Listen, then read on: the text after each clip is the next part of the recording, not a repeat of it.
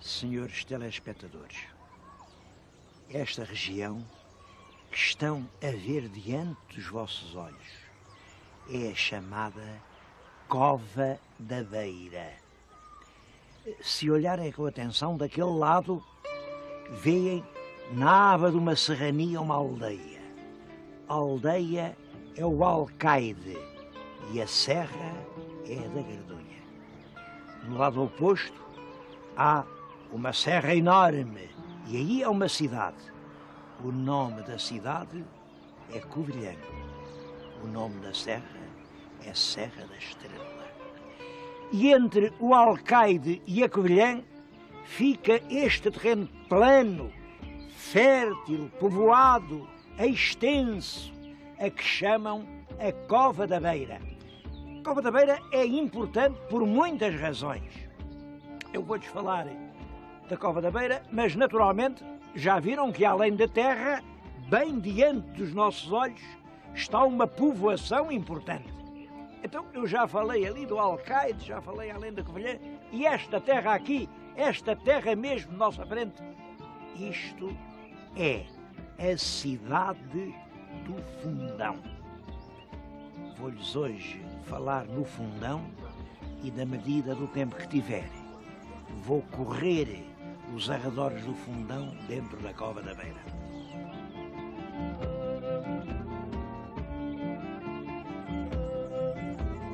Bom, eu gostava exatamente de começar por lhes falar na história do Fundão, como foram os seus inícios, como depois foi vila, como foi promovida a cidade. Devo-lhes dizer que só não falo por uma razão, mas uma razão forte. Não falo porque não sei. Se repararem, o edifício dos Passos do Conselho tem agora pendentes umas grandes fitas. Na primeira diz 1747-1997. Na segunda diz, e diz bem, 250 anos. Claro que de 1747 a 1997 vão 250 anos. Na terceira fita diz da fundação. E na última diz Conselho do Fundão. Portanto, o Conselho, segundo as fitas dizem, foi fundado faz agora 250 anos.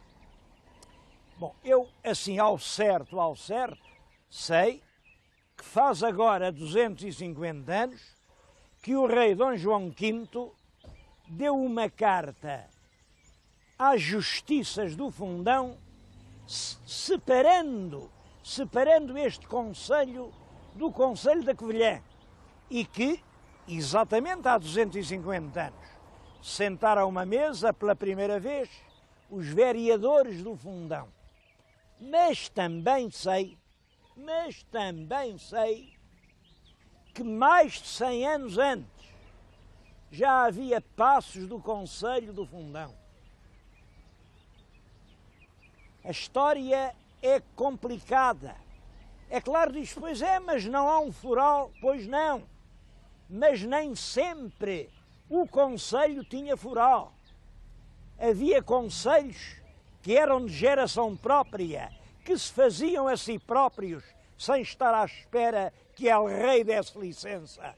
E eu acho que foi exatamente assim que o Fundão nasceu. Não esperou que o rei permitisse, que o rei desse a ordem, que o rei passasse o foral. Eles aqui, nesta terra que foi sempre uma terra só de gente do povo, começaram a administrar-se a si próprios e chegaram a ter uma casa do Conselho. É claro, depois, acho que as justiças lhe caíram em cima, isso acabou e já só no tempo de Dom João V, no tal ano de 1747, é que el rei permite que finalmente o Fundão viva sobre si. Isto é para lhes dizer que ainda há enigmas sobre a história do Fundão. Falta um documento, é certo, mas os documentos não são tudo. E os documentos não são só papéis. Eu gostava que vissem outros documentos. Vissem, por exemplo, as fachadas daquelas igrejas ou o perfil daquelas ermidas.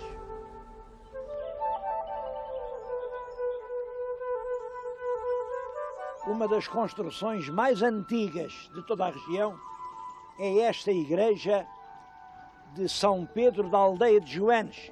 É ainda uma igreja românica e eu penso que a aldeia de Joanes terá sido uma das primeiras povoações. Hoje tem à volta já muitas outras aldeias. Aqui muito perto fica um lugar a que chamam o Outeiro do Bispo, que está realmente relacionado com uma história bonita.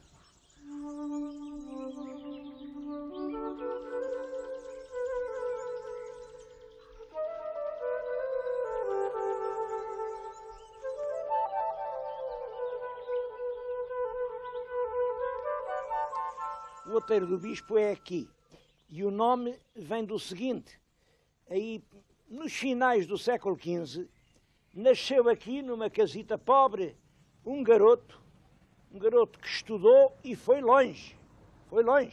Chegou a ser juiz do Supremo Tribunal.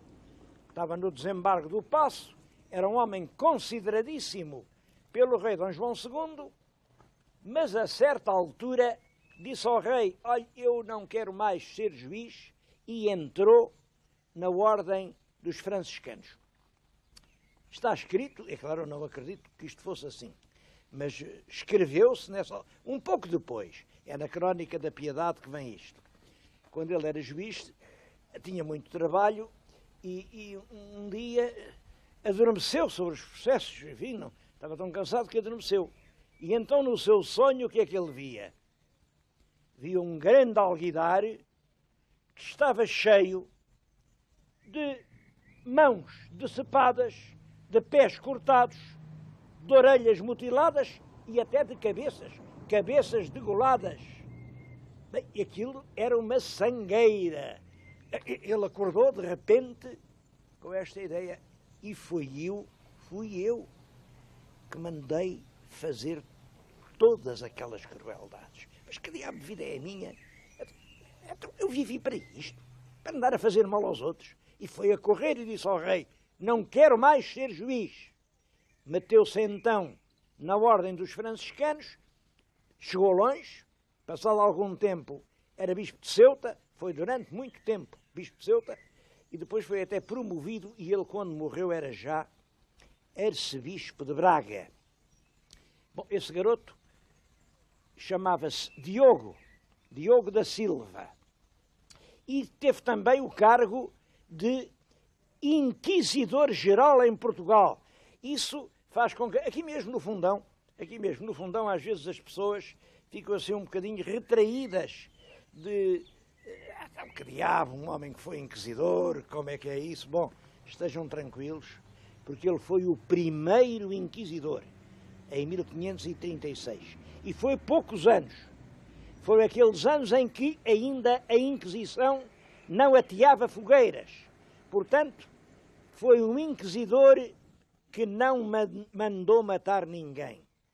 Um inquisidor humano, e mesmo assim achou que não tinha grande jeito para aquilo e pediu ao rei que o substituísse. Foi então que o rei arranjou outro inquisidor e o nomeou a ele arcebispo de Braga. Esse homem, é claro, com os cargos que teve, pôde construir no humilde outeiro em que nascera uma bela casa. É esta que está na nossa frente. Isto hoje pode parecer um pardieiro arruinado, mas no século XVI era um belo palácio. Pois bem, é nem mais nem menos que o palácio do primeiro inquisidor mor que houve em Portugal.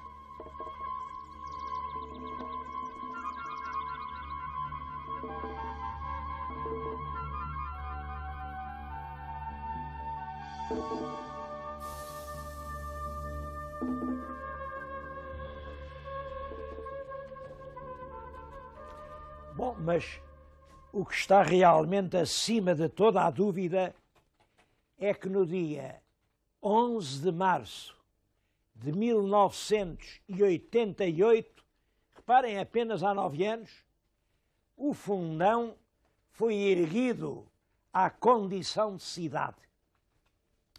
Eu quero evocar esse acontecimento. A notícia, estão a ver aí a notícia. A notícia vem publicada no jornal. O jornal chama-se Jornal do Fundão. Eu tenho aqui o primeiro número desse jornal.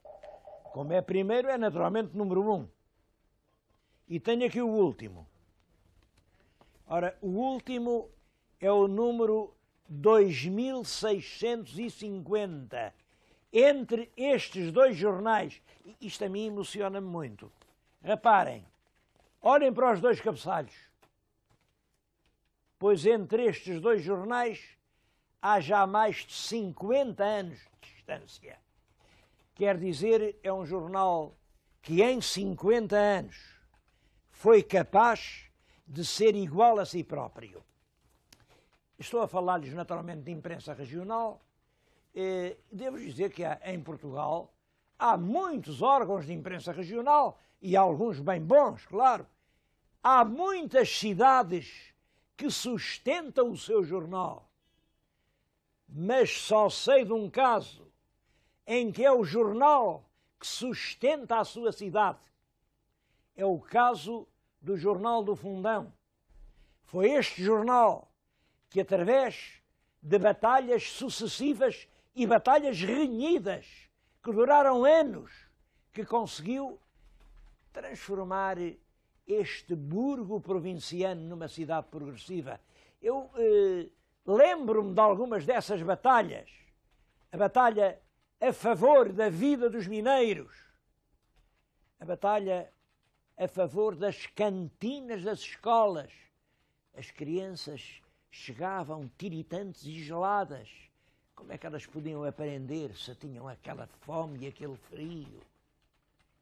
A batalha a favor da irrigação da Cova da Beira. Por último, a batalha do túnel. Essa é uma batalha estranha, durante 70 números. O jornal reclamava o túnel da Gardunha e conseguiu. Às vezes diz-se que a fé move montanhas. Este caso da batalha do jornal para perfurar a serra e mover a montanha prova que realmente é verdade, a fé move montanhas. Estou a falar com muito entusiasmo de um jornal de que eu próprio fui colaborador, é talvez por o conhecer tão bem que eu me empolgo tanto a falar nele. Bom, em todo caso, este jornal é um homem, o homem que há já mais de 50 anos o fundou, que hoje o continua a dirigir. É o António Paulouro, um dos mais ilustres jornalistas portugueses. Eu não lhe pedi para vir aqui para lhe dar um abraço, porque ele é modesto demais e não aceita esse tipo de homenagens fáceis. Mas é esta pessoa que vê, é este homem que fez o Jornal do Fundão e que é, para mim, o grande vulto da cidade presente.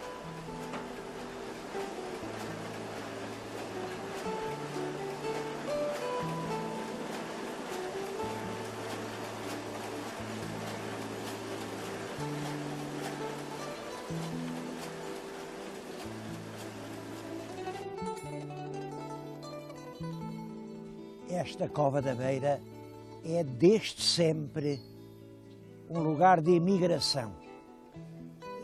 Solos duros, uma vida difícil, e os homens saem daqui e vão para longe. Mas aqui, nesta região, a maioria volta. Estou-lhes a falar na vila de Silvares, junto de dois amigos. Este é o Joaquim Brasinha. Passou 29 anos e meio em França. Este é o meu amigo José Simão. Esteve 34 anos na Venezuela. Voltaram e têm aqui as suas vidas. É claro, há muitos que andam por longe e às vezes, principalmente os filhos, não voltam. A imigração é o que sempre foi, é uma hemorragia para o país, mas este apego à terra em que nasceram, este amor à tradição, isso é bem característico aqui destas terras da Beira. Eu vim aqui a Silvares. Silvares é uma vila muito bonita, uma vila muito airosa, mas aqui, entre montanhas, numa região bravia, e aqui há um rancho folclórico cheio de interesse. O que eles vão cantar não é uma coisa de Silvares, devo-lhes dizer. Vão cantar a Santa Luzia. Santa Luzia é uma das mais bonitas canções de romaria que eu alguma vez ouvi em Portugal. E não é daqui, é da aldeia ao lado, é do Castelejo. Quando eu era pequeno, ouvia por esses campos a Santa Luzia em 15 de setembro.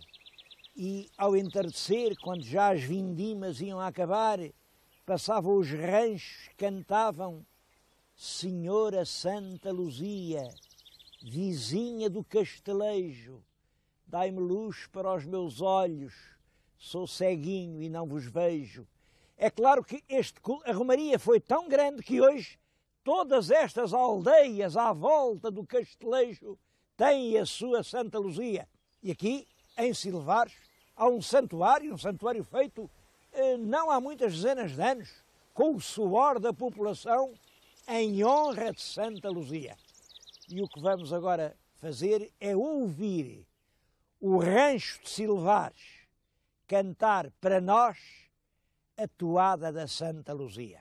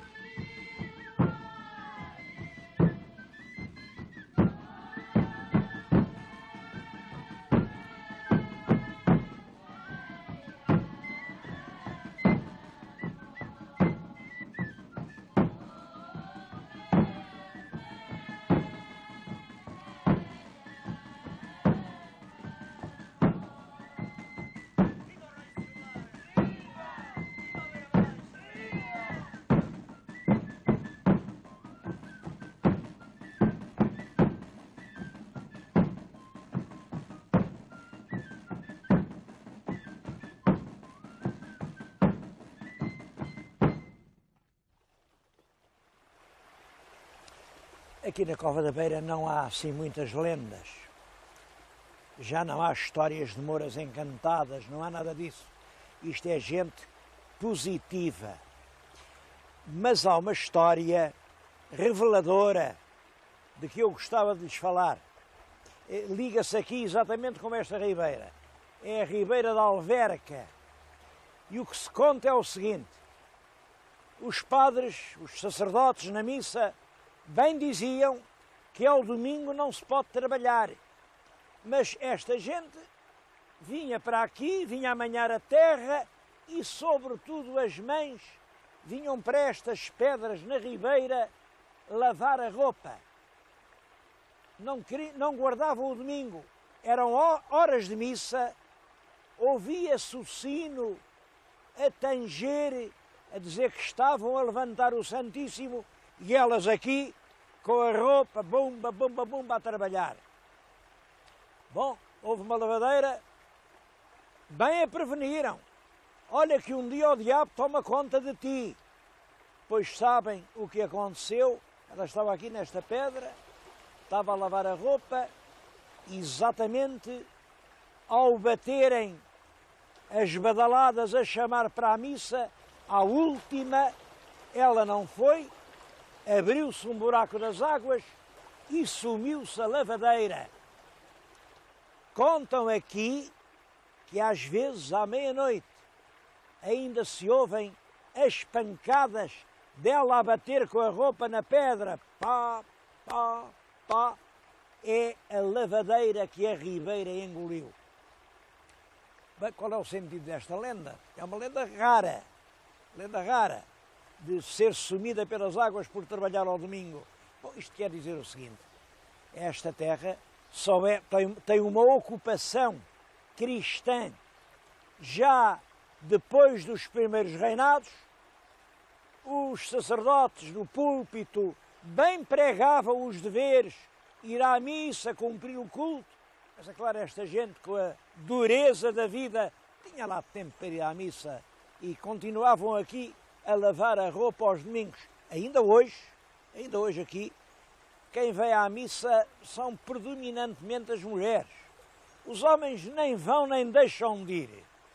Aparecem, mas ficam cá fora, no adro da igreja, a enrolar o seu cigarro, a ter as suas conversas. É realmente uma espécie de cristianização incompleta. E eu acho que esta lenda da Ribeira da Alverca é exatamente isso que quer dizer.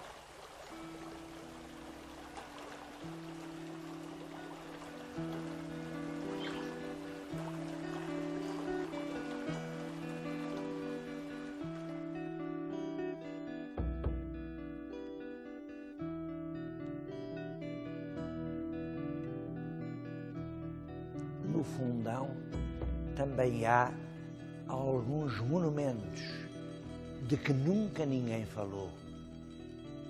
Monumentos que em breve vão ruir, vão ser apenas montes de ruínas. Tudo isto vai ser arrasado. Aqui vão talvez aparecer prédios de rendimento. E quem é que lembrará daqui a alguns anos que eu lhes estou a mostrar o cenário desse romance extraordinário que é A Manhã Submersa, de Virgílio Ferreira. Sabem que o Virgílio Ferreira, pequenino, subiu uma escada, a escada é aquela que eu subi há pouco. Estava lá um padre austero e severo que o encaminhou para a Camarata 3. A Camarata 3 é aqui. Foi aqui, neste velho pardieiro, à beira da estrada, que o Virgílio Ferreira sofreu aqueles momentos profundamente dramáticos que o levaram a escrever um livro talvez injusto, mas que é um grande livro, que é A Manhã Submersa. Eu digo talvez injusto porque o que aconteceu foi isto. O Virgílio Ferreira era pobrezinho, não tinha onde estudar, veio para o seminário, foi aqui tratado com uma grande severidade, ele e como ele milhares e milhares de jovens. Bom, e foi por terem podido fazer aqui, entre estas paredes, os estudos secundários, que eles puderam ser alguém e ultrapassar a indigência aldeã em que tinham nascido. Bom, isto é apenas a camarata descrita no romance patético que é A Manhã Submersa. Que pena que tudo isto esteja condenado a ser em breve apenas um monte de ruínas.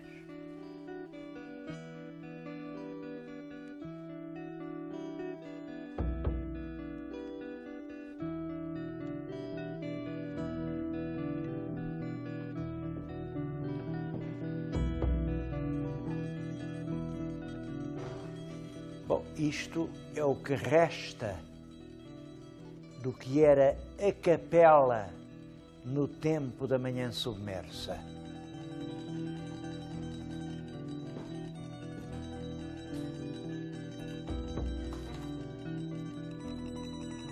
Ali ao lado do Seminário Velho jorra uma bica de uma fonte. Agora até está desfigurada, puseram-lhe um cano de plástico. Bom, naquela fonte, aquela era a fonte onde meu irmão António passava horas e horas. E ele descreveu aquela fonte em palavras. Ele, ainda antes de morrer, o que me dizia era: eu não gostava de morrer sem ir outra vez beber aquela água da fonte da Gardunha. Reparem, o António também era um escritor. Por sinal, foi exatamente aqui, nesta casa, que ele escreveu a sua tese de licenciatura sobre Bernardino Ribeiro. Ele estava aqui numa mesa, aqui ao meio, a escrever. Eu não era nada, não me dava as escrituras nessa altura, mas gostava de desenhar. E fiz um retrato do meu irmão António nesta mesma sala, a escrever sobre Bernardino Ribeiro. Que pena pensar que isto é tudo para nós.